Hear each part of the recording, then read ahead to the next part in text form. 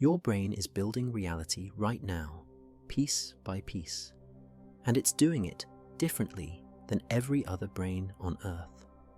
That's not a glitch. As you listen to these words, it is processing them in a way that's completely unique to you. The neural pathways lighting up, the emotions stirring, the memories connecting, they're all yours alone.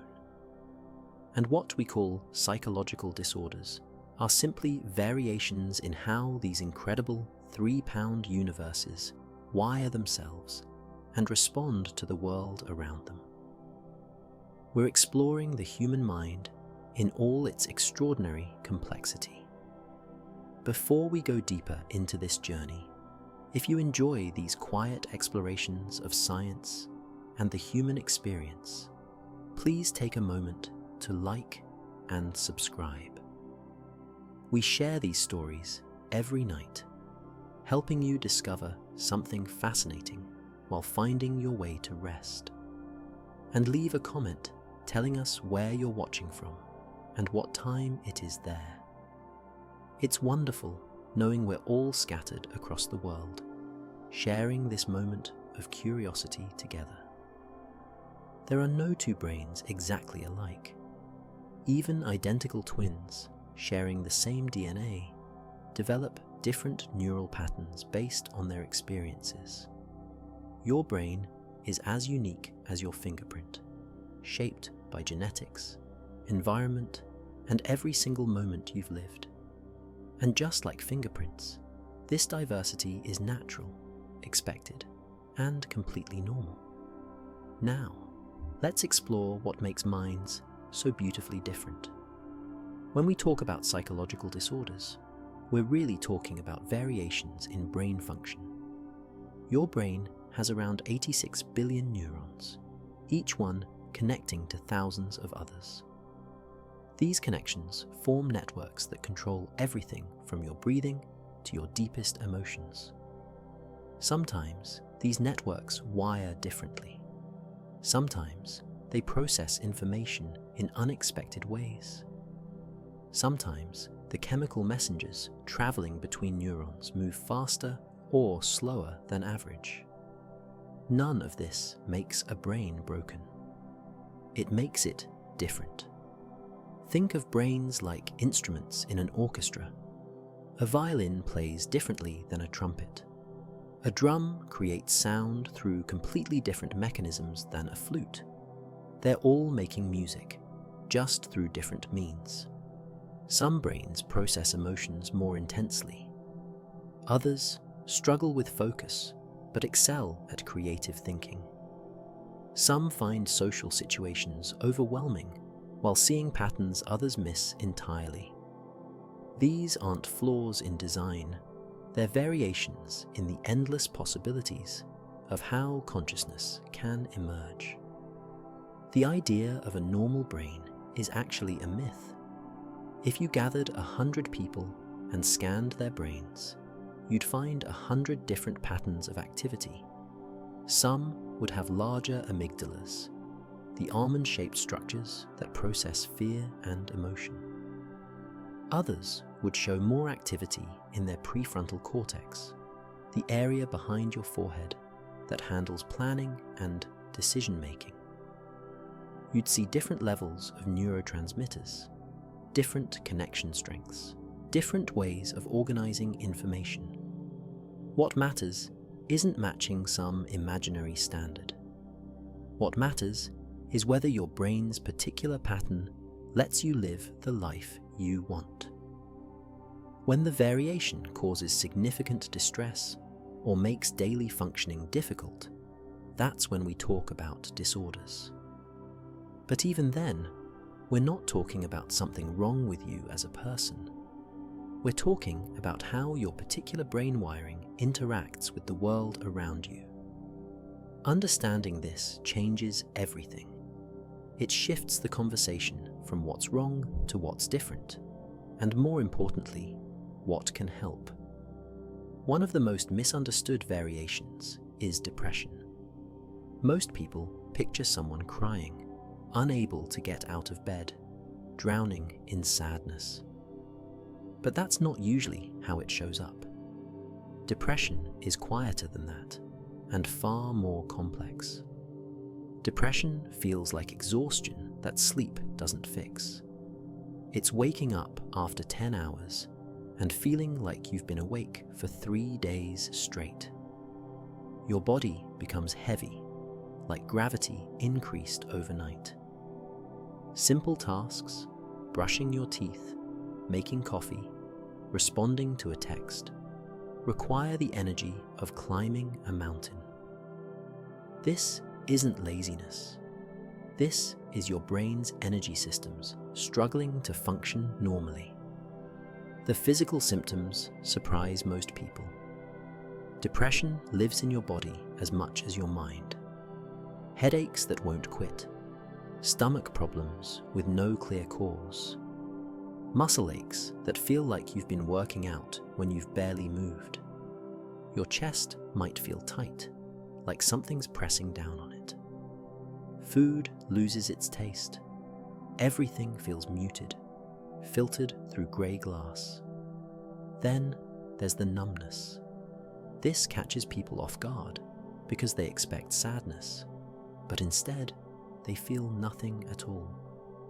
You watch a funny video and know you should laugh, but the impulse doesn't come. Good news arrives, and you understand it's good, but you can't feel the happiness.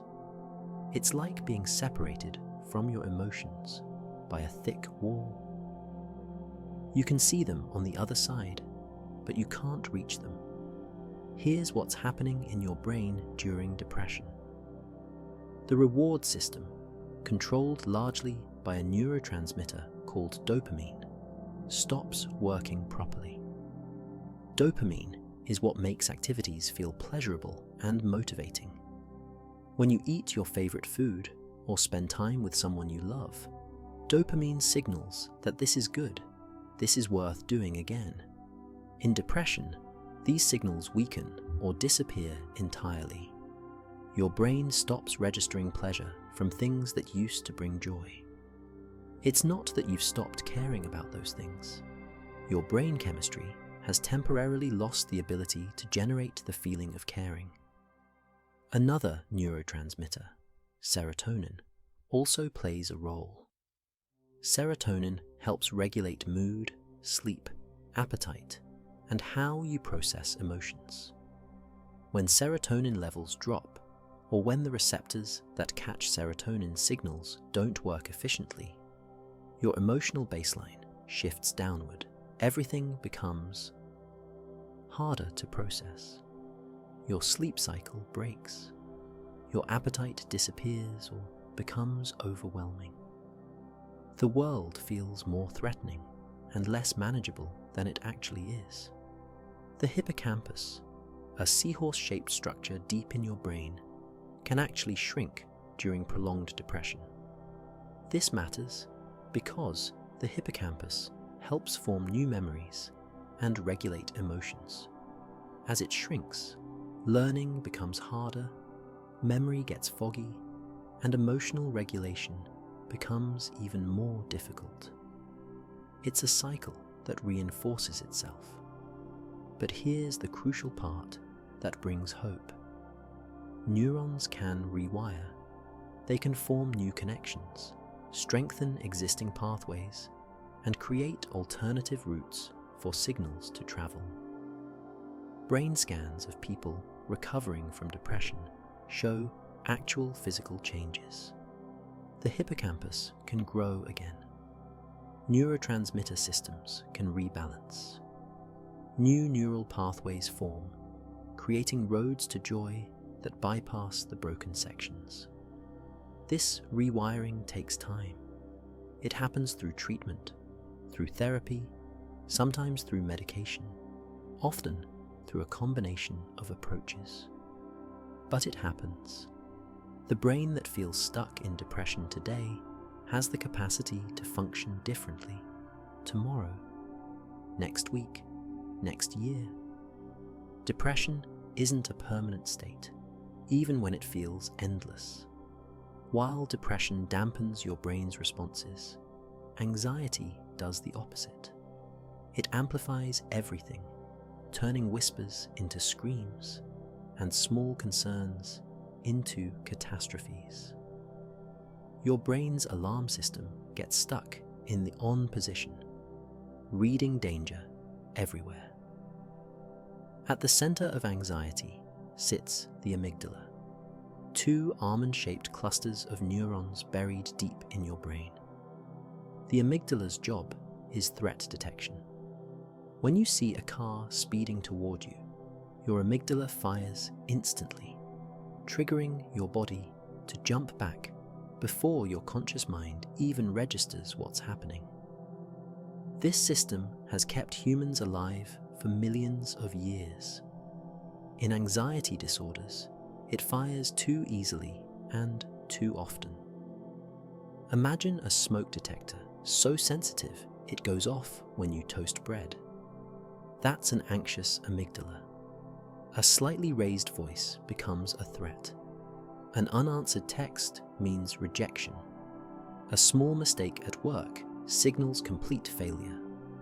The amygdala can't distinguish between actual danger and imagined threats, so it treats them all the same, flooding your body with stress hormones. When the amygdala fires, your body responds immediately. Your heart rate spikes, sending more blood to your muscles in case you need to run or fight. Your breathing gets shallow and quick, pulling in more oxygen. Your pupils dilate to see better. Your digestion slows because your body assumes you don't need to process food when you're facing danger. Blood vessels in your skin constrict, making you feel cold and clammy. All of this happens in seconds, automatically, outside your conscious control. This is where anxiety becomes exhausting. Your body is preparing for a threat that isn't there. You're burning energy for a race you're not running, fighting an enemy that doesn't exist. Do this once, and you feel shaken for an hour. Do this multiple times a day, every day, and your entire system becomes depleted. You're running a marathon while standing still. The thoughts that come with anxiety feel completely real and logical. Your brain is trying to explain why your body feels threatened, so it generates reasons. Maybe you'll fail that exam. Maybe that pain in your chest is a heart attack. Maybe everyone at the party thinks you're weird. These thoughts aren't the cause of anxiety. They're your brain's attempt to make sense of the physical sensations already happening. Generalized anxiety disorder means your brain treats everything as potentially dangerous. Social anxiety focuses all that alarm response on interactions with other people. Panic disorder triggers the system so intensely that you feel like you're dying, even though there's no actual threat. Different flavors of the same overactive alarm. Here's what makes anxiety particularly tricky. Avoiding the things that trigger your amygdala provides temporary relief, but it teaches your brain that those things really are dangerous. You skip the party and feel better, which confirms to your amygdala that parties are threats. The avoidance strengthens the anxiety. It's a trap that tightens the more you try to escape it. But your amygdala can learn new responses. Through repeated safe experiences, it slowly recalibrates. When you face a feared situation and nothing bad happens, the amygdala gets new information. Do this enough times, and the sensitivity gradually decreases. The smoke detector stops going off at toast and only responds to actual fires. This relearning is hard because it requires feeling anxious on purpose, walking toward the discomfort instead of away from it. But it works because your brain is built to adapt to accurate information about the world. that overactive alarm system becomes something even more exhausting in obsessive-compulsive disorder. OCD takes the anxiety we just explored and traps it in an endless loop that consumes hours of every day. OCD isn't about liking things neat or washing your hands frequently. It's about intrusive thoughts that feel dangerous, followed by compulsive behaviors that temporarily quiet those thoughts, creating a cycle that becomes impossible to escape. The thoughts arrive uninvited and feel completely at odds with who you are. These intrusive thoughts can be anything. A mother might have sudden violent images involving her baby, even though she'd never harm her child. Someone deeply moral might have blasphemous religious thoughts. A faithful partner might obsess over whether they're attracted to someone else. The content varies wildly, but the pattern stays the same. The thought appears, feels threatening, and won't leave. Your brain's error detection system, located in part of the cortex called the anterior cingulate, normally helps you notice when something needs attention. It flags inconsistencies and potential problems. In OCD, this system misfires constantly. Everything feels wrong, uncertain, potentially catastrophic. The door might be unlocked. Your hands might have germs. That thought you just had might mean something terrible about you. The error signal keeps firing even after you've checked, washed, or reassured yourself. So you perform compulsions to make the discomfort stop. You check the lock. You wash your hands. You review your thoughts, trying to prove to yourself that you're not a bad person. And it works, briefly. The anxiety drops. Your brain gets a small hit of relief. This teaches your brain that compulsions solve the problem, which strengthens the entire cycle. Next time the thought appears, your brain knows exactly what to do for relief. But the relief never lasts. Minutes or hours later, the doubt creeps back. Did you really check the lock thoroughly enough? Maybe you missed some germs. That intrusive thought returns, and suddenly you're not sure again. The compulsion worked before, so you do it again and again. Some people spend 8 hours a day trapped in these loops. OCD isn't seeking certainty, it's being unable to tolerate uncertainty. Most people can check their door once and move on, accepting the tiny possibility they might have forgotten. The OCD brain can't accept that possibility. It demands absolute certainty, which doesn't exist. You can never be 100% certain about anything, so the search for certainty becomes endless. The neural circuits involved create actual pathways in your brain. The connection between the obsessive thought and the compulsive behavior gets stronger each time you complete the loop.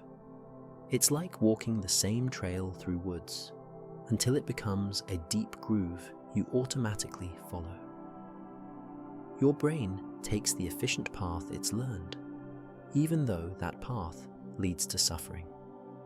Mental compulsions are just as consuming as physical ones. Some people don't wash or check things repeatedly, but they review memories for hours, replay conversations, or mentally count to certain numbers. From the outside, they look fine. Inside, they're exhausting themselves with rituals no one can see.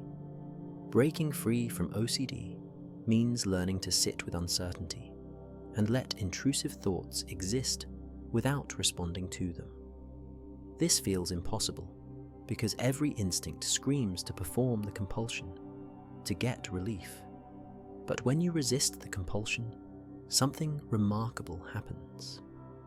the anxiety eventually decreases on its own. The brain learns that the thought wasn't actually dangerous, and slowly, the loops begin to weaken. While OCD traps attention in rigid loops, ADHD sends it scattering in every direction at once. The common name, attention deficit hyperactivity disorder, gets it wrong. People with ADHD don't have a deficit of attention. They have attention that won't stay still. Imagine trying to watch 20 television channels simultaneously. Every channel is interesting, demanding focus, pulling your awareness. You can't turn any of them off, and you can't choose which one to watch. That's closer to what ADHD feels like. Your brain registers everything equally, unable to filter out what's irrelevant and focus on what matters. The prefrontal cortex, sitting right behind your forehead, acts as your brain's executive manager. It decides what to pay attention to, what to ignore, what to do first, what to save for later. It helps you start tasks you don't feel like doing and stop activities that are fun but need to end. In ADHD, this executive manager develops differently, affecting how well it can direct the rest of the brain. This shows up in ways people don't expect. You can't remember what someone said 30 seconds ago because 7 other thoughts crowded in and pushed it out. You walk into a room and forget why you're there. You lose your keys, your phone, your wallet, not because you're careless, but because your attention was already somewhere else when you set them down. Your brain didn't tag that moment as important enough to remember. Then there's time blindness. Most people have an internal sense of how time is passing. People with ADHD often don't. 5 minutes and 50 minutes feel similar. Something that happened last week feels like yesterday, while yesterday feels like last month. Deadlines sneak up because you genuinely can't feel time moving toward them. This isn't poor planning. It's a neurological difference in how your brain perceives duration. The hyperactivity isn't always physical. Yes, some people fidget, pace, tap their feet constantly, but many people experience mental hyperactivity instead. Their thoughts race, jumping from idea to idea faster than they can process them. Conversations happen in their head that never make it to their mouth. They start sentences about one thing and end on something completely different because their brain already moved to the next topic. Starting tasks feels impossible, but not for the reasons people assume. It's not laziness or lack of motivation. The ADHD brain struggles to generate the initial push needed to begin something, especially if that something isn't immediately interesting. There's a delay in the brain's ability to initiate action. You know exactly what you need to do, you want to do it, but the signal from intention to action gets stuck. But here's where ADHD becomes fascinating.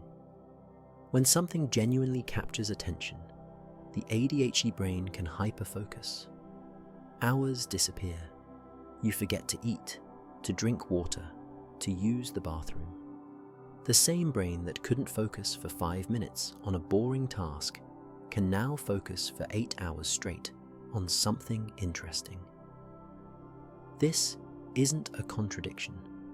It's the same attention regulation difference showing up in another way. The ADHD brain needs more stimulation to engage. Boring tasks don't provide enough signal to compete with all the other inputs demanding attention. Interesting tasks provide enough stimulation that the brain can finally lock in. Understanding this changes everything about how you approach work, learning, and daily life with ADHD. Where ADHD affects how attention regulates, bipolar disorder affects how mood regulates. Your emotional state swings between extremes so different they feel like living multiple lives in one body. Bipolar disorder moves in episodes. During depression, everything we explored earlier applies. The numbness, the exhaustion, the grey filter over existence. But then the swing happens, and suddenly you're experiencing mania or hypomania, states so different from depression they seem impossible to reconcile. Mania feels incredible at first. You need almost no sleep, maybe 3 or 4 hours, and wake up bursting with energy. Ideas flood your mind, each one brilliant and urgent. You talk faster, your thoughts racing ahead of your words. Everything seems possible, exciting within reach. Confidence soars. You feel more charismatic, more capable, more alive than you've ever felt. This is where it gets dangerous. The confidence becomes recklessness. You drain your bank account on purchases that made perfect sense at 3 in the morning. You quit your job because you're certain you can start a better company by next week. You drive too fast, take risks you'd never normally consider, engage in behaviors completely out of character. Your judgment disappears because your brain can't accurately assess consequences anymore. The neural mechanisms behind this involve several systems working incorrectly. Dopamine, that neurotransmitter involved in reward and motivation, floods certain pathways. The prefrontal cortex, which normally provides judgment and impulse control, can't keep up with the intensity of signals coming from emotional centers. You're essentially driving a car where the accelerator is stuck and the brakes barely work. Sleep disruption both triggers and worsens manic episodes. The brain regions that regulate your sleep-wake cycle overlap significantly with areas controlling mood. When sleep breaks down, mood regulation follows. You feel less need for sleep because mania is driving you. But the lack of sleep makes the mania worse. It's a dangerous spiral that can end in psychosis, where you lose touch with reality completely. Hypomania is mania's quieter cousin. You get the energy, the racing thoughts, the decreased need for sleep, but not to the degree that it destroys your life. Some people with bipolar 2, which involves hypomania rather than full mania, describe these periods as when they feel most like themselves. They're productive, creative, social. The challenge is that hypomania often tips into depression afterward, and you can't have one without risking the other. Between episodes, there are stable periods where mood stays relatively even. These can last months or even years, but the threat of another episode always exists. Bipolar disorder is cyclical by nature. The brain's mood regulation system hasn't fundamentally changed, it's just temporarily stable. What triggers the swings varies. Stress, sleep disruption, seasonal changes, even success can trigger mania. The brain's response to stimulation becomes unpredictable. Something that would cause mild excitement in most people might launch someone with bipolar into a manic episode. The system over-responds in both directions, up and down. Treatment focuses on stabilizing these swings, keeping mood within a narrower range. Mood stabilizers work by affecting the ion channels in neurons, making them less likely to fire in extreme patterns. Therapy helps identify early warning signs of episodes, so you can intervene before the swing becomes severe. The goal isn't to eliminate all emotional variation, but to prevent the extremes that damage your life. When bipolar disorder swings mood to extremes, perception of reality usually stays intact. In schizophrenia, reality itself becomes filtered differently. Your brain processes information in ways that create experiences others can't perceive, and to you, these experiences are completely real. Schizophrenia isn't about having multiple personalities. That's a different condition entirely.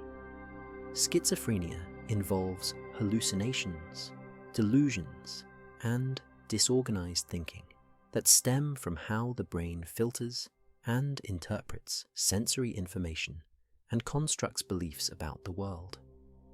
Hallucinations are perceptions without external sources.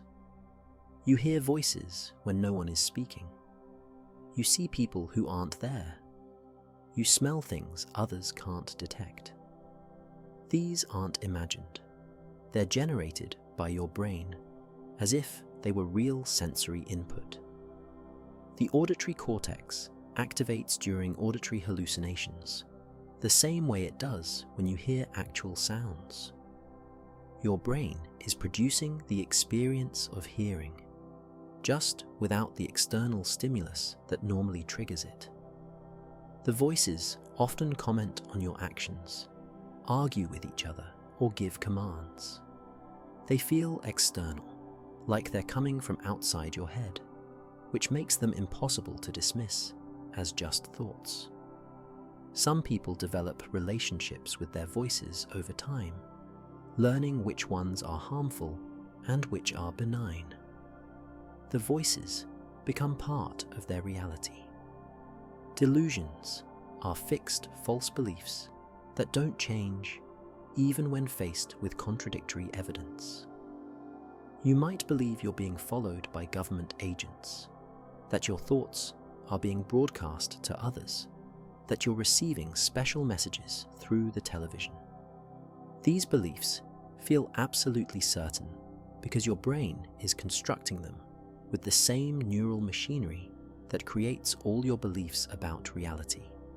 The difference between a delusion and a regular belief is that delusions aren't based on shared evidence or cultural understanding. Everyone around you disagrees, but you can't see why, because to you, the evidence is obvious. Your pattern recognition systems were detecting connections that aren't there, but they feel as real as any other pattern you've noticed in your life. Disorganized thinking shows up in how you speak. Sentences might start on one topic and wander to something unrelated. Words get jumbled. The logical connections between thoughts break down, making it hard for others to follow what you're saying. This isn't confusion. It's your brain organizing information differently, making associations that don't follow typical patterns. The neural mechanisms involve dopamine pathways, particularly in areas as that process salience, which is your brain's system for deciding what's important and what to pay attention to. In schizophrenia, this system malfunctions. Random things become intensely meaningful. Coincidences feel like messages. Neutral events carry threatening significance. Your brain is tagging too many things as important, creating overwhelming noise in your perception. Another aspect involves the default mode network, brain regions active when you're not focused on external tasks. This network helps distinguish between self and other, between internal thoughts and external reality. When this network doesn't function properly, the boundary blurs. Your thoughts might feel like they're coming from outside sources. Your actions might feel controlled by external forces. Schizophrenia typically emerges in late adolescence or early adulthood, when the brain is undergoing significant reorganization. Something in this developmental process goes differently, changing how neural circuits connect and communicate. Treatment focuses on managing symptoms, particularly reducing the intensity of hallucinations and delusions through antipsychotic medications that affect dopamine pathways. While schizophrenia changes how reality is filtered in the present, post-traumatic stress disorder traps you in the past. Trauma doesn't become a memory that fades with time. It stays vivid, immediate, constantly replaying as if it's happening right now. PTSD develops after experiencing or witnessing something that threatened your life or safety. Combat, assault, accidents, natural disasters, any event where your brain perceived mortal danger. But not everyone who experiences trauma develops PTSD. The difference lies in how your brain processes and stores that traumatic memory. Normally, memories get consolidated. The hippocampus takes the raw experience and files it away as something that happened in the past. It adds context, timestamps, a sense of then versus now. You remember the event, but you know it's over. In PTSD, this consolidation process breaks down. The memory stays fragmented, unprocessed, lacking the context that would mark it as finished. The amygdala, that alarm system we explored earlier, stays activated. It treats the memory as a current threat rather than a past event. Every time something reminds you of the trauma, your amygdala fires as if the danger is happening again. Your heart races, your breathing quickens, your body floods with stress hormones. You're having a physiological response to something that isn't there. These are flashbacks. They're not like regular memories where you recall something while staying grounded in the present. Flashbacks feel like time travel. You're back in that moment, experiencing it again with full sensory detail. You see, hear, smell, and feel everything as vividly as the first time. Your brain can't distinguish between the memory and current reality. Nightmares serve a similar function. During sleep, your brain tries to process the trauma, but without proper consolidation, it just replays the horror repeatedly. You wake up terrified, heart pounding, unsure for several moments whether you're truly awake or still in danger. Sleep becomes something to fear rather than a refuge. Hypervigilance develops as your nervous system stays on constant alert. You scan every environment for threats. Sudden noises make you jump. Your back can't be to doorways. You need to know every exit. This isn't paranoia. It's your survival system refusing to power down because it believes the threat never ended. Avoidance seems logical at first. You stay away from places, people, or situations that remind you of the trauma. You don't talk about what happened. You push the memories away whenever they surface. But avoidance prevents processing. The memory stays frozen because you never allow your brain to work through it and file it properly as past. The prefrontal cortex, which normally helps regulate the amygdala and put events in perspective, shows decreased activity in PTSD. The brake system that should calm your alarm response isn't working properly. Meanwhile, the amygdala is overactive, constantly scanning for danger. You're stuck with an alarm that won't stop, and no way to turn it off. Emotional numbness often develops as a protective mechanism. Feeling nothing becomes preferable to feeling the intensity of fear and horror. You disconnect from positive emotions too, because your brain has trouble modulating any emotional response. Everything becomes muted except the trauma, which stays sharp and present. Recovery involves helping your brain finally process and consolidate the traumatic memory. This happens through specific therapies that allow you to revisit the trauma in safe, controlled ways, adding the context and resolution your brain needs to file it as past. PTSD demonstrates how the brain seeks control over overwhelming experiences. Eating disorders take this need for control and focus it entirely on food, weight, and body image. But the disorder isn't really about eating. It's about finding something manageable when everything else feels chaotic. Anorexia nervosa involves restricting food intake to dangerous levels, driven by an intense fear of gaining weight and a distorted perception of body size. You look in the mirror and see someone overweight even when you're severely underweight. This isn't vanity or stubbornness. Your brain's body image processing has become fundamentally altered. The insula, a brain region that processes how your body feels from the inside, functions differently in anorexia. It's supposed to register hunger, fullness, and your body's physical state.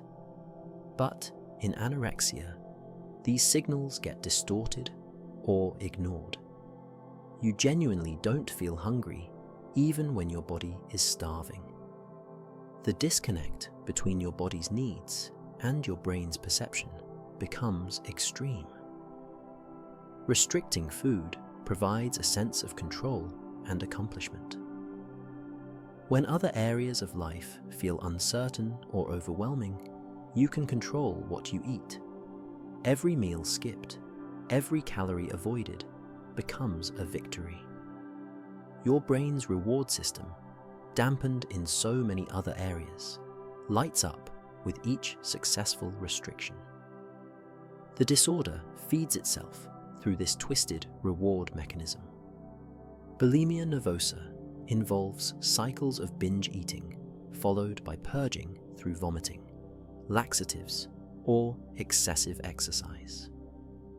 During binges, you consume large amounts of food quickly, often in secret, driven by overwhelming urges you can't resist. The binge temporarily numbs emotional pain, but guilt and shame follow immediately. Purging becomes the desperate attempt to undo the binge, to regain control after losing it. Your brain is caught between two extremes, the need to consume and the need to expel, neither behavior addressing the actual underlying distress. The cycle becomes compulsive, similar to OCD's loops, where the behavior provides temporary relief but strengthens the overall pattern. Binge eating disorder involves recurring episodes of eating large amounts without the purging component. You eat past the point of fullness, often rapidly and in isolation, followed by intense shame. Food becomes a way to cope with stress, boredom, or emotional pain. Your brain associates eating with temporary comfort, creating a cycle that's hard to break. All eating disorders share common psychological features. Perfectionism appears frequently, that relentless drive to meet impossibly high standards. Low self-esteem makes your worth feel tied to your appearance or your ability to control eating. Difficulty processing emotions means food behaviors become the primary coping mechanism for any distress. The cultural emphasis on thinness, and diet culture creates the environment where eating disorders flourish. But they're not simply about wanting to look a certain way. They develop in people whose brains are vulnerable to these particular patterns of thinking and behaving. Genetics play a significant role, as do early experiences with food, body image, and control. Treatment requires addressing both the behaviors and the underlying psychological patterns. You have to restore healthy eating while also developing new ways to manage emotions and find control in your life. The eating disorder has become intertwined with your identity and your coping strategies. Letting it go means learning entirely new ways of existing in the world. Recovery involves your brain learning that safety and control don't require manipulating food and weight. This takes time because the neural pathways connecting food behaviors to emotional regulation have become deeply established. Where eating disorders show brains struggling with specific behaviors, autism reveals something different entirely. Autism isn't a malfunction that needs fixing. It's a fundamental variation in how the brain develops and processes the world from the very beginning. Autistic brains are wired differently from birth. Neural connections form in distinct patterns, creating a way of experiencing reality that's neither better nor worse, just fundamentally different. What we call autism spectrum disorder might be better understood as neurological diversity, a different operating system running on human hardware. Sensory processing sits at the core of many autistic experiences. Your nervous system might receive sensory information at much higher intensity than others. Fluorescent lights feel like they're screaming. Certain fabrics become unbearable against your skin. Background conversations don't stay in the background. They demand equal attention to the person speaking directly to you. Every sensation arrives with the volume turned up, or the opposite happens. Some autistic people experience hyposensitivity, where sensory input needs to be much stronger to register. You might not notice pain as quickly, need more pressure to feel touch, or seek out intense sensory experiences like spinning or rocking to generate the input your nervous system craves. Social communication works differently in autistic brains. Neurotypical people automatically pick up on subtle social cues, reading facial expressions, tone of voice, and body language without conscious effort. Autistic people often need to learn these things explicitly, like learning a foreign language. The automatic processing that happens for most people doesn't happen the same way. This doesn't mean autistic people lack empathy or don't care about others. That's a harmful myth. Many autistic people feel emotions intensely and care deeply about others. They just express it differently and may not read others' emotions through typical channels. The communication difference goes both ways. Neurotypical people often misread autistic communication too. Pattern recognition becomes a superpower in autistic brains. You notice details others miss, see connections across seemingly unrelated information, and remember vast amounts of data about subjects that fascinate you. Your brain excels at systematic thinking, finding order in complexity that others find overwhelming. Special interests develop with an intensity that seems unusual to neurotypical people. You don't just like a topic, you dive into it completely, learning everything possible, finding joy and comfort in the depth of knowledge. These interests aren't obsessions in a Disordered sense. They're how your brain engages with the world most authentically. Routine and predictability matter because your brain processes change differently. Unexpected alterations to plans create genuine distress, not because you're being difficult, but because your nervous system needs more time to adjust to new information. Transitions require mental preparation that happens automatically for others, but needs to be conscious for you. Stimming, those repetitive movements like hand flapping, rocking, or spinning, serves important functions. It helps regulate your sensory system, expresses emotion, or provides comfort during overwhelming situations. It's self-soothing behavior that your nervous system needs. The medical model calls autism a disorder because it focuses on how autistic people struggle in a world designed for neurotypical brains. But put neurotypical people in an environment designed for autistic sensory processing and communication styles, and they'd struggle just as much.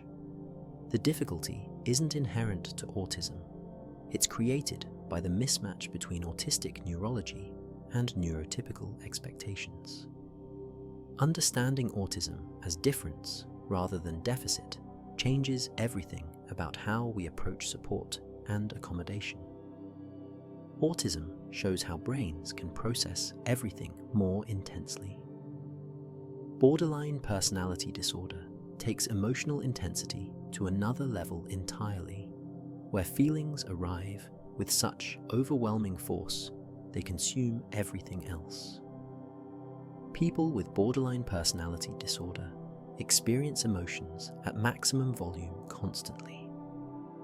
A minor criticism feels like complete rejection. Small disappointments become devastating losses. Brief moments of happiness surge into euphoria. There's no middle ground, no emotional moderation. Every feeling hits with the intensity of a life or death situation. This isn't manipulation or attention seeking. Your brain's emotional regulation system, particularly the areas that help dampen intense feelings, doesn't function the way it does in most people. The amygdala, that emotional alarm we keep encountering, fires intensely and frequently. Meanwhile, the prefrontal cortex struggles to calm those responses. You're feeling everything at full blast, with limited ability to turn down the volume. Relationships become the primary arena where this plays out. Someone you care about becomes everything, the center of your world, the source of your stability. You idealize them completely. Then they do something that disappoints you, something small that most people would barely notice, and suddenly they're terrible, untrustworthy, abandoning you. This split between idealization and devaluation happens rapidly, sometimes multiple times in a single day. This isn't about being difficult or dramatic. Your brain processes relationship information in extremes because nuance gets lost in the intensity. You can't hold both good and bad qualities about a person simultaneously. In any given moment, they're either all good or all bad, and which one depends on your most recent interaction with them. Fear of abandonment drives much of the behavior in BPD. You're constantly scanning for signs that people will leave, and you often find them, whether they're real or not. Someone takes a few hours to text back, and your brain interprets this as rejection. You might push people away preemptively to avoid the pain of being abandoned, or cling desperately trying to prevent them from leaving. Both strategies damage relationships, creating the abandonment you feared. Your sense of self shifts like sand. Who you are, what you want, what you believe. All of this changes based on your current emotional state or who you're with at the moment. You might feel completely certain about your career path one week and equally certain about a different direction the next. Your values, interests, even your personality seem to shift. This isn't indecision, it's a fundamental instability in your self-concept. Impulsivity emerges from the same emotional intensity. When you feel something strongly, you act on it immediately without considering consequences. You might spend money recklessly, drive dangerously, quit jobs suddenly, end relationships abruptly, or engage in risky sexual behavior. The behavior provides temporary relief from emotional pain, but creates more problems that generate more pain. Self-harm and suicidal behavior occur at higher rates in BPD than almost any other condition.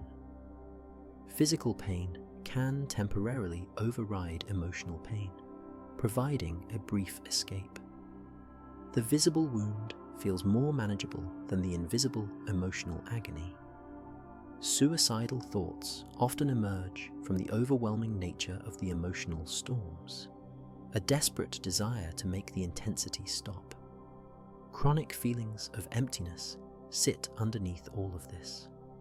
Between the emotional storms, there's a hollow feeling, like something essential is missing.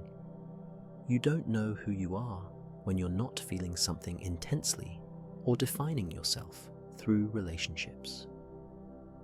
Borderline personality disorder overwhelms you with intense emotions. Dissociative disorders do the opposite, creating distance between you and your experiences when reality becomes too much to handle. Your brain essentially unplugs from the present moment as a protection mechanism. Dissociation exists on a spectrum. Everyone experiences mild dissociation sometimes, like driving home and not remembering the journey, or getting so absorbed in a movie you forget where you are. Your attention shifts away from immediate surroundings, while your body continues functioning automatically. Dissociative disorders take this protective mechanism and turn it into a chronic way of existing. Depersonalization makes you feel detached from yourself, like you're watching your life from outside your body. You see your hands moving, hear your voice speaking, but it doesn't feel like you. You're an observer of your own existence, separated by invisible glass from the person you're supposed to be. Derealization makes the world around you feel unreal. Everything looks foggy, dreamlike, two-dimensional. People seem like actors. Your surroundings feel like a movie set. You know intellectually that things are real, but they don't feel real. The emotional connection to reality has been severed. These experiences can last minutes, hours, or become constant. Some people spend years feeling disconnected from themselves and their surroundings. The dissociation that once protected them during trauma becomes the default state their brain returns to, even when there's no current threat. Dissociative amnesia involves losing memories, not because of physical brain damage, but because your mind has hidden them away.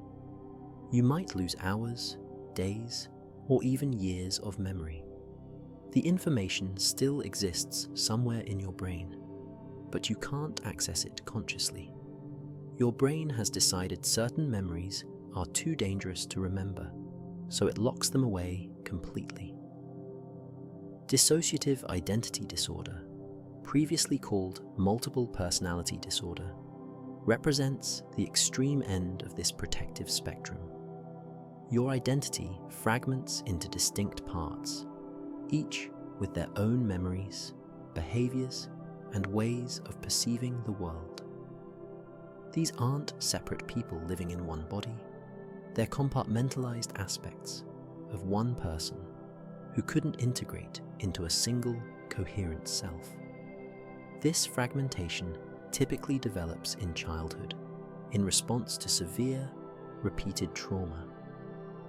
When a child's developing brain can't escape an overwhelming situation, it creates internal separation instead. Different parts hold different memories and emotions, keeping the unbearable experiences separate from daily functioning.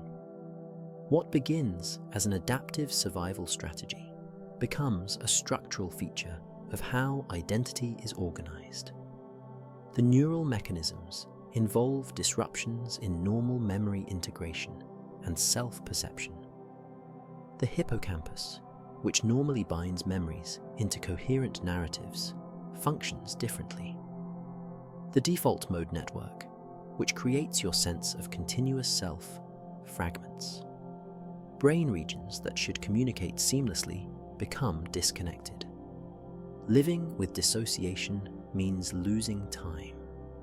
You come back to awareness and find yourself somewhere with no memory of how you got there. People tell you about conversations you don't remember having. You discover purchases you don't recall making. The continuity of experience most people take for granted doesn't exist for you.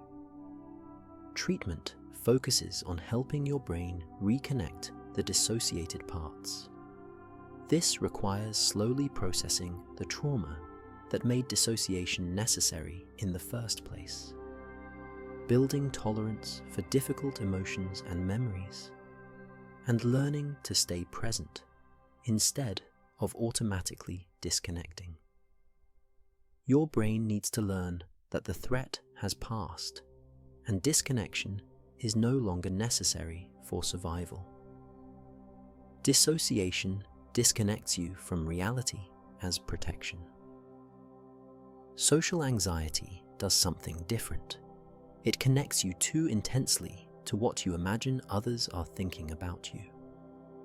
Your brain creates a constant narrator predicting judgment and rejection in every social interaction. Social anxiety isn't shyness or introversion. Shy people might feel nervous in new situations, but warm up over time. Introverts get drained by social interaction, but don't fear it. Social anxiety is genuine terror that people will judge you, reject you, or humiliate you. And this fear shapes every social encounter. Before you even enter a social situation, your brain starts generating worst-case scenarios. You'll say something stupid. Everyone will notice you're anxious. They'll think you're weird, boring, inadequate. These predictions feel like certainties, not possibilities. Your amygdala has already decided the situation is dangerous, and your conscious mind constructs rational-sounding reasons to explain the alarm. During social interactions, your attention splits. Part of you tries to engage in conversation, while another part monitors yourself constantly. How do you look? Did that sentence come out right? Are they getting bored? Did you just say something embarrassing? You're simultaneously trying to be present and watching yourself from the outside, critiquing every word and gesture. This self-monitoring creates the very problems you fear. You're so focused on how you're coming across that you can't relax into natural conversation. Your responses become stilted because you're analyzing them before you speak. You miss social cues because you're too busy worrying about yourself. The anxiety interferes with the social skills you actually have. Your body responds as if you're facing physical danger. Heart pounding, sweating, shaking, blushing, voice trembling. These physical symptoms become another source of anxiety because you worry people will notice them and judge you for being nervous. The fear of appearing anxious makes the anxiety worse, creating a feedback loop that intensifies everything. After social interactions end, the torture continues. You replay every moment, analyzing everything you said and did, finding evidence that you failed. That pause before someone responded means they thought you were boring. That brief facial expression means they disliked you. You construct elaborate narratives about how badly the interaction went, regardless of what actually happened. This is called post-event processing, and it's exhausting. Your brain won't let the interaction go. It keeps searching for mistakes, reinforcing the belief that you're socially incompetent. Even positive interactions get reinterpreted through this negative lens. They were just being polite. They probably talked about how awkward you were after you left. The neural basis involves an overactive amygdala reading social situations as threats, combined with excessive activity in brain regions involved in self-referential thinking. You're thinking about yourself too much, and specifically about yourself as an object of others' judgment. The balance between self-focus and other focus has shifted too far inward. Safety behaviors develop to manage the anxiety. You avoid eye contact, speak quietly, stay near exits, prepare conversations in advance, or avoid social situations entirely. These behaviors provide temporary relief, but maintain the anxiety long term. They prevent you from learning that social situations aren't actually dangerous. The paradox is that most people aren't thinking about you nearly as much as you fear. They're focused on themselves, worried about their own performance, barely noticing the small mistakes you're agonizing over. But your brain can't accept this because the threat feels so real. Social anxiety keeps your body in a constant state of alert. Panic disorder takes that alarm system and triggers it at full intensity, creating attacks that feel like dying but leave no lasting physical harm. A panic attack arrives suddenly, often without warning or obvious trigger. Within seconds, your body launches into maximum emergency response. Your heart pounds so hard you can feel it in your throat. Your chest tightens until breathing becomes difficult. Sweat pours from your skin. Your hands tingle or go numb. Dizziness makes the room spin. Nausea rises in your stomach. Every symptom convinces you something catastrophic is happening. The chest pain means you're having a heart attack. The difficulty breathing means you're suffocating. The dizziness means you're about to faint. The overwhelming sense of unreality means you're losing your mind. These aren't irrational thoughts. They're logical conclusions based on what your body is experiencing. But nothing catastrophic is actually happening. Your survival system has misfired, treating a false alarm as a genuine threat. The sympathetic nervous system, which handles fight or flight responses, has activated completely. Adrenaline floods your bloodstream. Your heart rate spikes to move blood to muscles. Your breathing quickens to increase oxygen. Blood vessels constrict to prevent bleeding from potential wounds. Your body is preparing you to fight or flee from danger that doesn't exist. The peak of a panic attack lasts about 10 minutes. That's how long it takes for your body to metabolize the surge of adrenaline and other stress hormones. You can't die from a panic attack. You can't lose control or go crazy. Your body is simply executing its survival program, and that program has a built-in time limit. but 10 minutes feels eternal when you're convinced you're dying. After the attack passes, you feel exhausted. Your body just ran a sprint while sitting still. The adrenaline crash leaves you drained, shaky, emotionally spent. And now you're left with a new fear, the fear of having another panic attack. This is where panic disorder develops. The first panic attack is terrifying, but the ongoing fear of future attacks becomes even more limiting. You start monitoring your body constantly for any sign that another attack might be starting. A slight increase in heart rate, a moment of dizziness, any sensation becomes a potential warning signal. Anticipatory anxiety builds between attacks.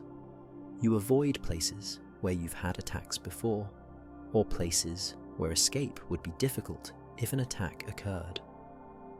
Driving becomes impossible because you can't leave if panic strikes. Crowded stores feel dangerous. Even staying home alone triggers anxiety because no one would be there to help if something went wrong.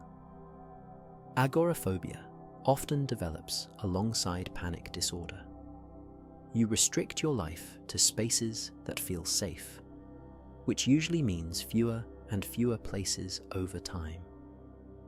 The world shrinks as your safety zone gets smaller. You're not actually safer in these restricted spaces, but they feel safer, and that feeling controls your behavior.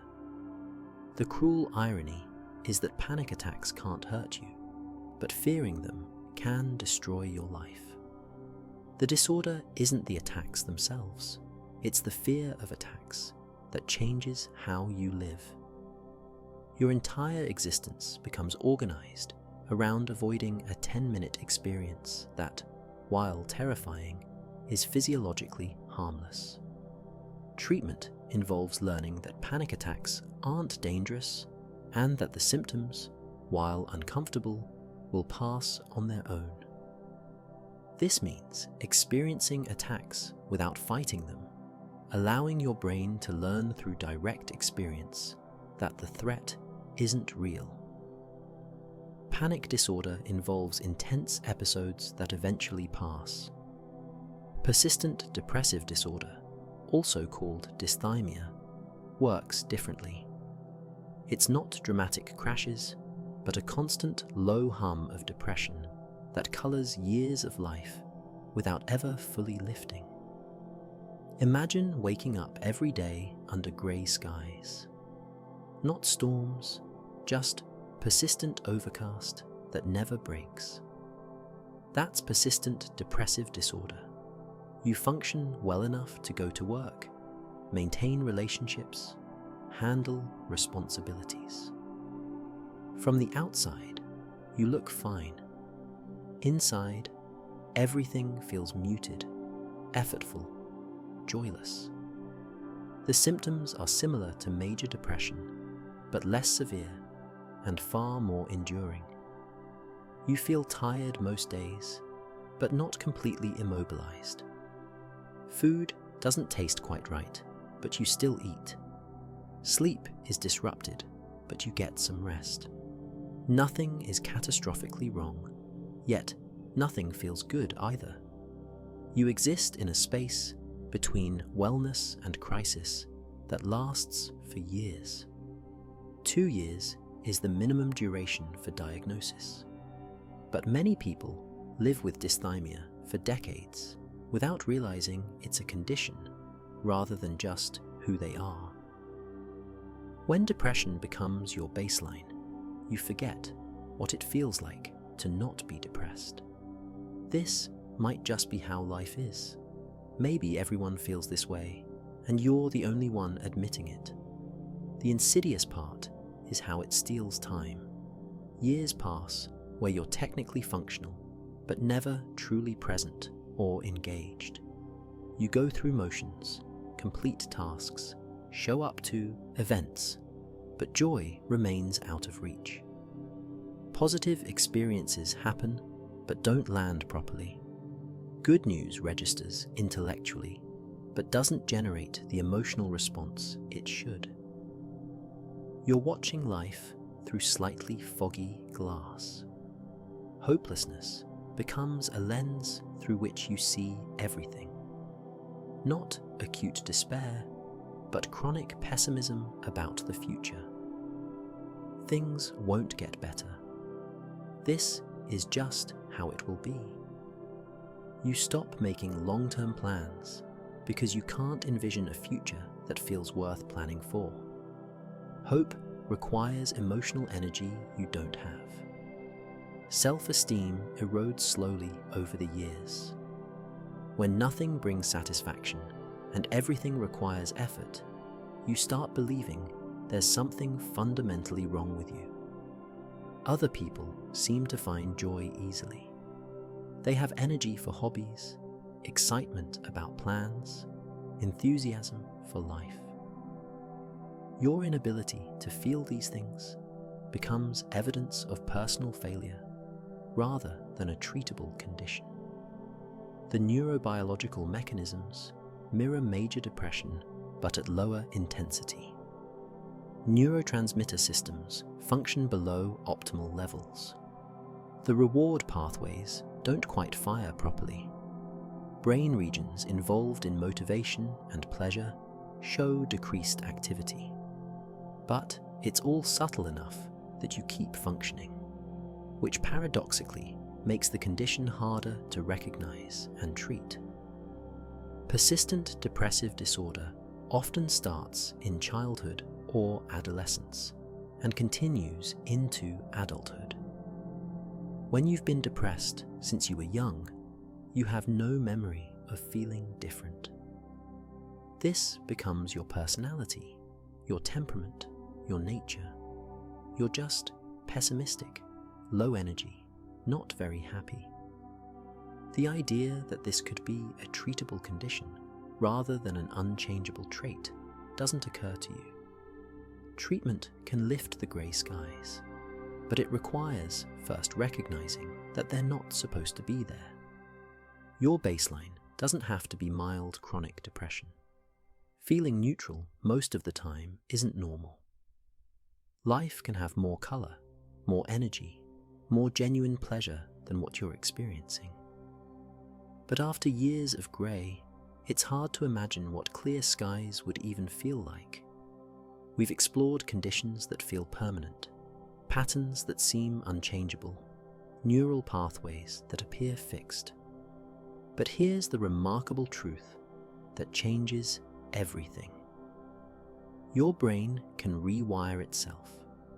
New connections form, old patterns fade, and healing happens even when it seems impossible. Neuroplasticity is your brain's ability to reorganize itself by forming new neural connections throughout life. Every experience, every thought, every behavior creates or strengthens pathways between neurons. The connections you use regularly grow stronger. The ones you stop using gradually weaken.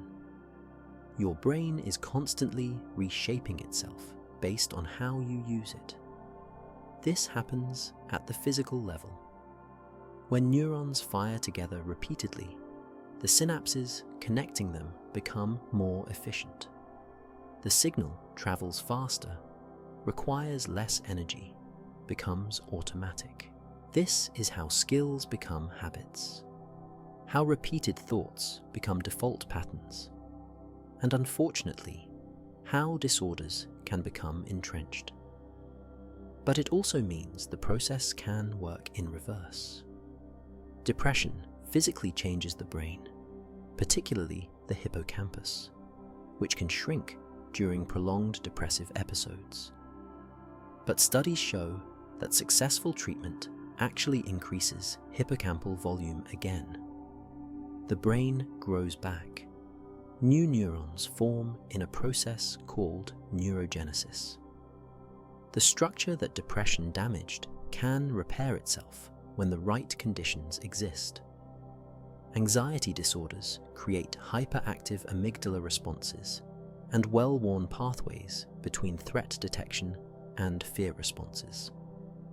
Therapy and exposure work by creating new pathways that bypass these connections. You're not erasing the anxious pathways, you're building stronger alternative routes. Over time, your brain defaults to the new, calmer responses because you've made those pathways more efficient through repeated use. The prefrontal cortex, that executive control center, involved in so many disorders, shows remarkable capacity for development and change. People with ADHD can strengthen executive function through specific training. Those with emotional regulation difficulties can improve prefrontal control over limbic responses. The brain regions that seem dysfunctional can actually become more effective. Even schizophrenia, which involves fundamental differences in brain structure and chemistry, shows plasticity. While antipsychotic medications help manage symptoms, rehabilitation and therapy create new ways of thinking and responding that change brain function over time. People learn to reality test their perceptions, distinguish hallucinations from external stimuli, and develop coping strategies that become automatic. Trauma that seemed permanently encoded can be processed and integrated. PTSD treatment works by helping the brain finally consolidate traumatic memories properly, adding context and timestamps that were missing. The memory doesn't disappear, but it loses its power to trigger you as if the event is happening now.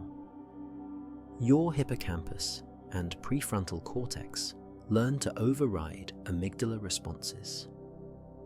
This rewiring takes time and deliberate effort. The brain changes based on repeated experiences, not single events. One therapy session or one good day doesn't rewire years of established patterns. But consistency over weeks and months creates measurable changes in brain structure and function. The key is providing your brain with experiences that contradict the disordered patterns. If anxiety says situations are dangerous, you need repeated safe experiences to teach your brain otherwise. If depression says nothing brings pleasure, you need to engage in activities anyway until the reward system starts responding again. If trauma says the threat never ended, you need processing that adds the context of safety. Your brain at this moment isn't fixed. The patterns causing you distress right now can change. The neural pathways that feel permanent are actually just well established, and new pathways can become even stronger. Neuroplasticity shows the brain can change through experience and behavior. Psychiatric medications approach the same goal from a different angle, adjusting the chemical messengers that allow neurons to communicate. Neurotransmitters are molecules that carry signals between neurons across the tiny gaps, called synapses. When an electrical signal reaches the end of one neuron, it triggers the release of neurotransmitters. These chemicals float across the synapse and bind to receptors on the next neuron, passing the message along. Everything your brain does, every thought, emotion, and action, depends on this chemical communication. In many psychological disorders, these neurotransmitter systems function differently. Serotonin levels might be lower, dopamine receptors might be too sensitive, or the process of clearing neurotransmitters from synapses might happen too quickly or slowly. Medications work by adjusting these chemical processes. Antidepressants, particularly SSRIs, slow down the reuptake of serotonin. Normally, after serotonin delivers its message, it gets pulled back into the first neuron to be recycled. SRs block this reuptake, leaving more serotonin in the synapse for longer periods. This gives the receiving neuron more opportunity to respond to the signal. Over time, this helps stabilize mood regulation systems. The effects aren't immediate, because the brain needs time to adjust. The increased serotonin triggers downstream changes in how receptors function and how neurons respond. These adaptations take weeks to develop, which is why antidepressants require patience. You're not just adding more serotonin, you're giving your brain time to reorganize around the new chemical environment. Antipsychotics primarily affect dopamine systems. In schizophrenia, certain dopamine pathways are overactive, particularly in areas that assign significance to stimuli. Antipsychotics block some dopamine receptors, reducing the intensity of these signals. This helps decrease hallucinations and delusions by dampening the neural noise that creates them. Different antipsychotics work in slightly different ways. Some block dopamine receptors more broadly. Others target specific subtypes.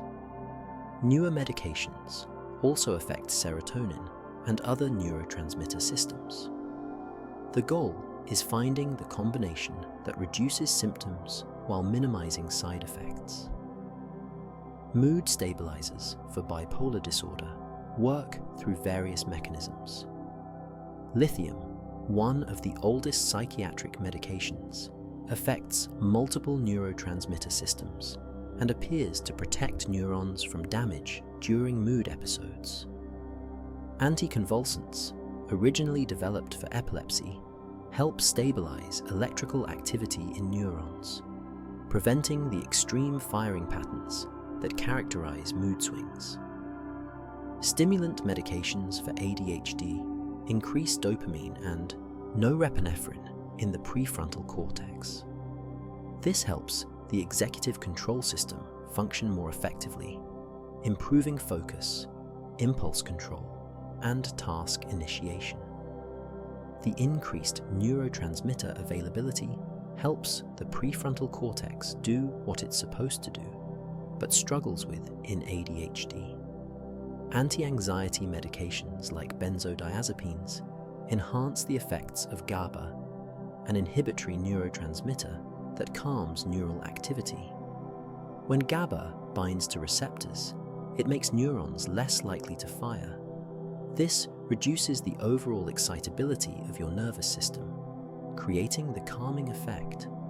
The downside is your brain adjusts to this enhanced GABA activity, making the medications potentially addictive and difficult to stop. Psychiatric medications don't change who you are as a person. They adjust chemical systems that aren't functioning optimally, helping your brain work closer to how you want it to. The goal isn't to eliminate all emotion or create artificial happiness, but to bring neurotransmitter function into a range where therapy, lifestyle changes, and your own efforts can be effective. Medication isn't always necessary, but when brain chemistry is significantly affecting function, adjusting that chemistry can create the foundation for other healing work. Medications adjust brain chemistry, but therapy does something equally powerful. It physically changes brain structure and function through the process of learning and experiencing new patterns of thinking and behaving. Talk therapy isn't just emotional support, though that matters too. It's a systematic method of creating new neural pathways. When you repeatedly practice thinking differently, responding differently, or behaving differently in therapy, you're literally rewiring your brain through neuroplasticity. Cognitive behavioral therapy works by identifying automatic negative thoughts and replacing them with more accurate ones. Someone with depression might automatically think, "I'm worthless," when they make a mistake. CBT helps you notice this thought, examine the evidence for and against it, and develop a more balanced perspective. This isn't positive thinking or lying to yourself. It's training your brain to process information more accurately. Each time you catch a distorted thought and correct it, you're weakening the neural pathway that generated that thought and strengthening an alternative pathway. Do this hundreds of times over months of therapy, and the automatic negative thoughts become less automatic.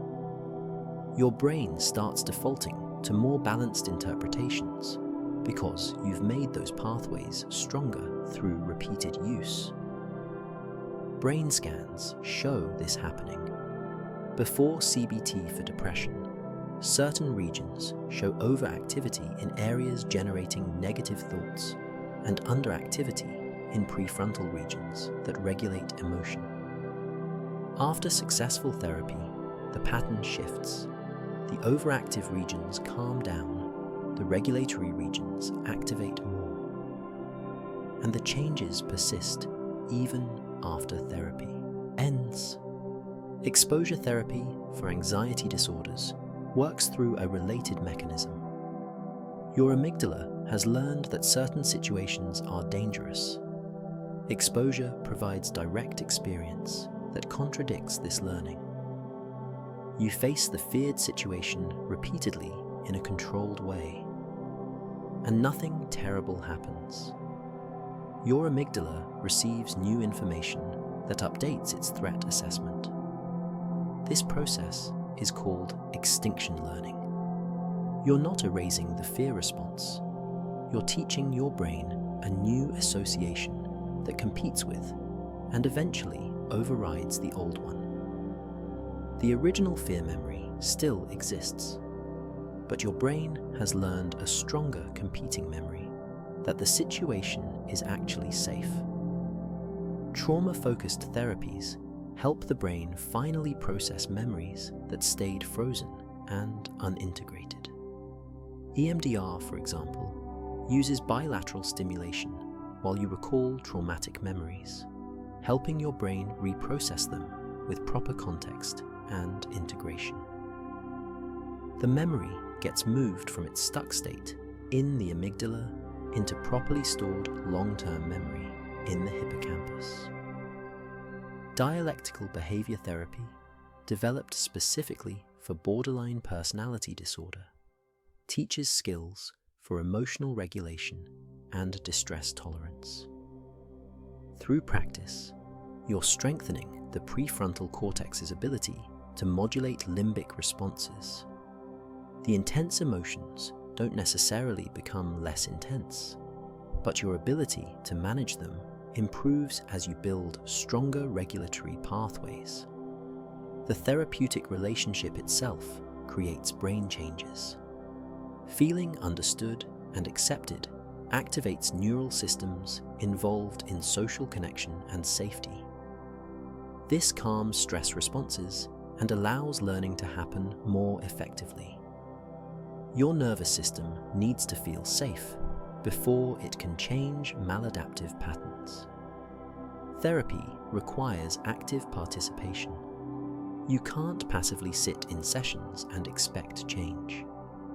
The rewiring happens through homework, practicing skills, facing fears, and implementing new patterns in daily life. The therapist provides guidance and support, but you're doing the work that physically changes your brain. The changes accumulate gradually. Each therapy session builds on previous ones, strengthening new pathways and weakening old maladaptive ones. Over time, these small changes create transformation in how you think, feel, and respond to the world. Therapy and medication help brains function better, but better compared to what? The idea of a perfectly normal brain is a myth. Everyone exists somewhere on multiple spectrums of mental health, and these positions shift throughout life. Mental health isn't binary, where you're either healthy or disordered. It's a continuum. On one end, you have optimal functioning, where your brain's systems work efficiently and allow you to live the life you want. On the other end, severe impairment makes daily functioning nearly impossible. Most people exist somewhere in between, and most people move along this spectrum over time. You might have periods of your life where anxiety is barely noticeable, and other periods where it becomes disabling. Depression might visit for a season and then recede for years.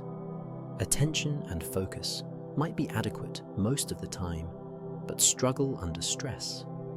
Your position on these spectrums changes based on genetics, life circumstances, stress levels, physical health, sleep, and countless other factors.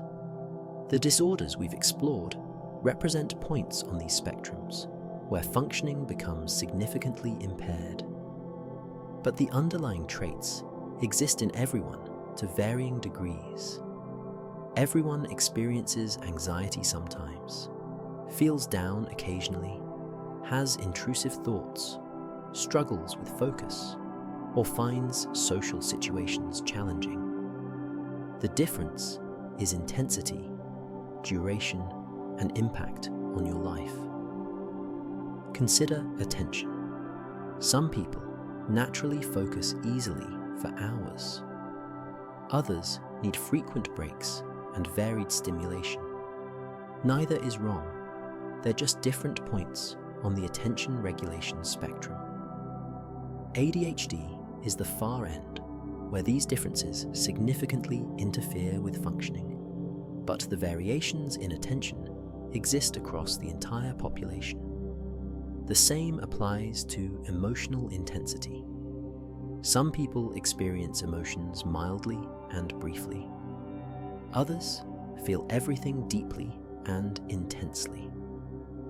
Most people fall somewhere in the middle. Borderline personality disorder represents the extreme end of emotional intensity. But that doesn't mean moderate emotional intensity is a disorder. It's variation. What we call normal is really just average, the middle range of these various spectrums where most people cluster. But average doesn't mean optimal, and it certainly doesn't mean there's something wrong with people who fall outside it. A brain that processes sensory information intensely isn't broken, it's different. A brain that struggles with verbal communication but excels at pattern recognition isn't defective, it's specialized. Cultural context matters too. Behaviors considered disordered in one culture might be valued in another. The level of independence expected, the emotional expression considered appropriate, the cognitive styles that are rewarded, all vary across cultures. This doesn't mean disorders are purely social constructions, but it means the line between difference and disorder isn't purely biological either. Functioning is what matters, not matching some imaginary standard. Can you maintain relationships that matter to you? Can you work or contribute in ways that feel meaningful? Can you care for your basic needs? Can you experience joy, connection, and purpose? If your particular brain wiring allows these things, then it's working well enough, regardless of where you fall on various spectrums. When your brain's particular pattern prevents you from living the life you want, that's when intervention makes sense.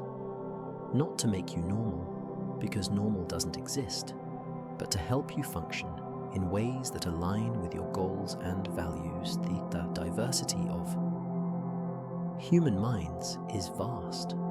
Some variations make life easier, some make it harder, but all are part of the range of how consciousness can manifest in human brains. Understanding this reduces stigma and shame around mental health struggles. Understanding that normal doesn't exist leads us to something more important than diagnosis or categories. It leads us to compassion for the incredible diversity of human consciousness and the recognition that every brain is doing its best with the wiring it has. Psychological disorders aren't character flaws or personal failures. They're variations in brain function that happen to cause distress or impairment in the environments we've created. The anxious brain isn't weak, it's sensitive to threat. The depressed brain isn't lazy, it's struggling with reward processing. The ADHD brain isn't careless, it's managing attention differently.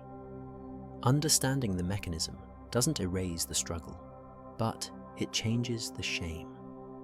Your brain developed over millions of years of evolution, shaped by genetics you didn't choose, influenced by experiences you couldn't control, and operating in a modern world it wasn't designed for. The fact that it works at all is remarkable. The fact that it sometimes struggles makes perfect sense given the complexity involved. Mental health conditions affect thoughts, emotions, and behaviors, but they don't define who you are as a person. You are not your diagnosis. You're a complete human being whose brain happens to function in a particular way that sometimes causes problems. This distinction matters because it leaves room for change, growth, and the full complexity of your identity. The disorders we've explored tonight affect millions of people. If you recognize yourself in these descriptions, you're not alone. If you're struggling, support exists. Therapy works. Medication helps when needed. Your brain's capacity for change means that how things are now isn't how they have to stay. And if these descriptions don't match your experience, but you learned something about how other minds work, that knowledge creates understanding and reduces stigma. Everyone you encounter is operating from their particular brain's perspective, doing their best with their particular wiring and chemistry and life circumstances. The human brain is the most complex structure we've discovered in the universe.